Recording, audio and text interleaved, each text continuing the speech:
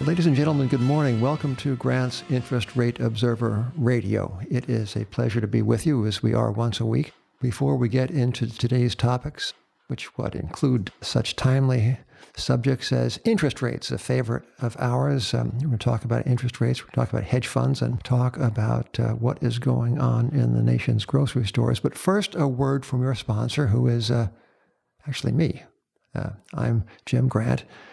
And I would like to invite you to visit our website. On it we have it's kind of a shop window. We offer our wares to you to inspect. You can read some back issues. You can look at articles we have published. Check out the cartoons. If you take the plunge and become a subscriber, as you must someday, you will see an archive consisting of more than 30 years of material that really traces the history of modern-day finance. It is quite a proposition. Millions and millions of words.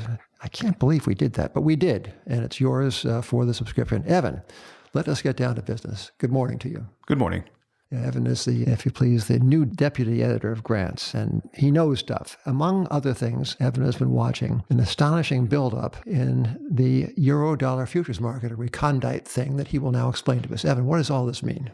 The Eurodollar futures is a way of betting on U.S. interest rates. And right now, the net speculators have a position, a record net short of 3 million contracts. And if you can actually see this graph that's sitting in front of us, it looks like a parabola going down. People have put record bets that rates are going to rise, and everyone is in the same trade at this point. So the price of these futures contracts will fall, which is the mirror image of the rates rising. Exactly. And these are short-dated money market instruments, and they're called Eurodollars because they are, I guess they had their origin offshore, but still they're the basic money market interest rate device or instrument, no? Exactly. Yeah. What does it mean when everyone seems to be of a mind? The Fed is of a mind. The futures markets are of that same mind. It would seem, from a contrary point of view, to be setting up for something that is unscripted. What might that something or some things be? If anything goes wrong, if there's any slip up in the market, all these shorts are going to have to cover at the same time, which could mean that you see kind of a sharp rally in bond prices and a sharp fall in bond yields. Well, these are money market instruments, really not bonds. These are money market instruments, but people are placing the same bet through multiple instruments right now. So you'll see a fall in short-term interest rates. You'll see people who had bet on higher bond prices have to cover that too. But the whole market's kind of lined up in this belief that the Fed's going to raise exactly 2 more times by December. The Fed basically told us this when they released their economic projections last week when they raised rates. And the Fed funds futures market is pricing this in exactly right now. The whole market's agreed on one thing, and that's there will be 2 more rate hikes, and we've all lined up to profit from that. Well, it would seem the market is likewise agreed on the foresight, if not the clairvoyance of our central bank, right? That the Fed actually has this thing wired, so to speak. But exactly, everybody's completely clear on what's going to happen in the next 9 months, notwithstanding the fact that we're really unsure what's happened in the last 3 months. Yeah, or what's going to happen yesterday, or tomorrow. Yes, tomorrow is another topic. Well, something that caught my eye this week, Evan, was news that the hedge fund world recorded its sharpest year of shrinkage last year, and at least in recent record keeping. Fees fell, funds went out of business in large numbers, many fewer starts than before. Our friend Paul Isaac once quipped that hedge funds are not an asset class, they are a compensation scheme. And despite the years of underperformance, despite disappointments and the withdrawal of substantial sums of money from the management of hedge funds, it would seem as if the fee structure is still largely intact. They still charge 1.5% on average as a management fee, and they grab 20% of the upside to the extent there is an upside. Now, way back when the progenitor of the hedge fund, Alfred Winslow Jones, a great name, got started, and this is the late 40s and 50s, he, as I heard last night from one of his business associates, one of Jones's own associates, he did not charge a management fee. He collected money in a nominal amount for keeping the lights on, but really there was no management fee. He just got 20% of the upside. And when hedge funds were riding highest, maybe 10, 12 years ago, some of the more accomplished actors were getting 3 and 4 percentage points simply for showing up in the morning. The world turns, things change, and I remember at our conference last week, Jack Bogle told us all the most astonishing fact, which was that Vanguard Group takes in $1 billion a day. $1 billion a day. Astonishing. And what else do you know, Evan? We know we were going to talk, and we did talk about interest rates, and we have remarked upon the turmoil in the hedge fund world. And there was one thing else. Interest rates are one price, but there's other prices.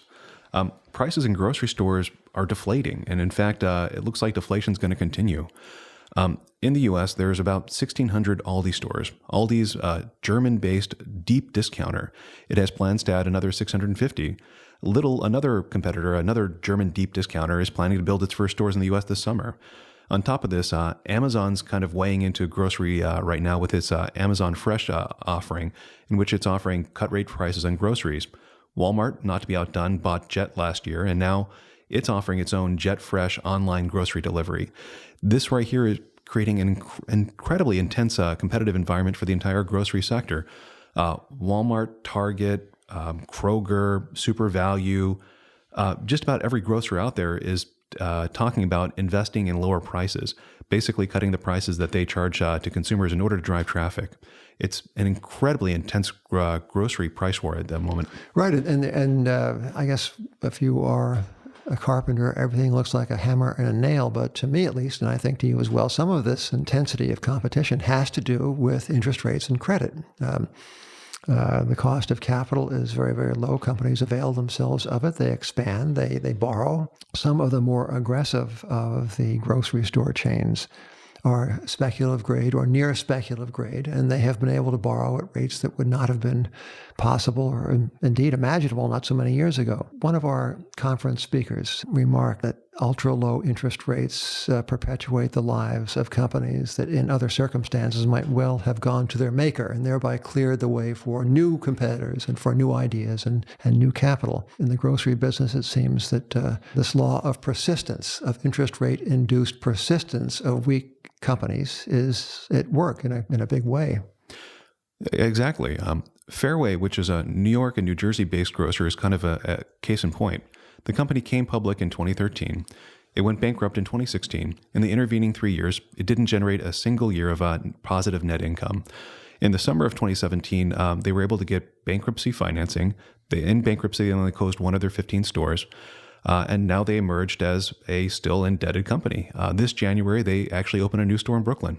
Yeah. Well, it's great for the shopper. I don't know what this portends for the overall rate of inflation. We say grocery deflation. It's not deflation in the sense of a monetary or a credit phenomenon. It is a phenomenon of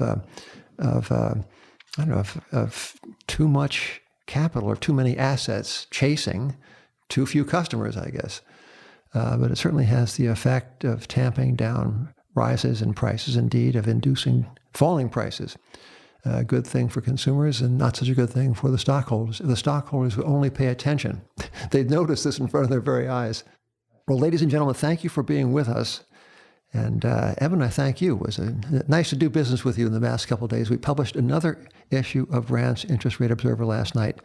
We've been at this, 33 and a half years. And every single time we publish, I think to myself, another little miracle in the can. So readers of Grants and aspiring readers of Grants, thank you for listening, and we will talk to you next week.